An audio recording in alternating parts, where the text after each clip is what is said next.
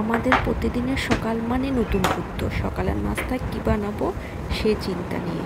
রুটি বানাবো নাকি পরোটা ভাজি করব, নাকি ডিম ভাজি, নাকি হালকা কিছু বানাবো, এই চিন্তা করতে করতে অনেকটা টাইম পার হয়ে যায়। মাথার ভিতরে হাজারটা আইডিয়া আসে সকাল হলে, এই নাস্তা বানাবো, ওই নাস্তা বানাবো। নাস্তা বানানোর আইডিয়ার কোনো অভাব নেই, কিন্তু সকাল সকাল ঘুম থেকে উঠে হাত পা চালানোটাই সবচেয়ে বড় চ্যালেঞ্জ হয়ে দাঁড়ায়। এইভাবে প্রত্যেক দিন সকালটাই শুরু হয় নাস্তার প্যারা নিয়ে। সকালের নাস্তায় কী নাস্তা বানানো যায়।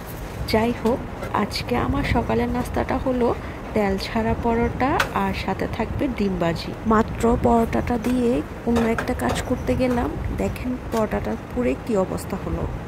পরোটা ভাজা শেষ হয়ে গিয়েছে, এখন কড়াইতে তেল দিয়ে ডিম ভাজি করে নিচ্ছি। গরম গরম ডিম আর সাথে গরম গরম পরোটা, অসাধারণ কম্বিনেশন। নাস্তা বানানো শেষ, এখন শান্তিতে বসে খাবো। আজকের মতো এখানে শেষ করলাম। আল্লাহ হাফেজ।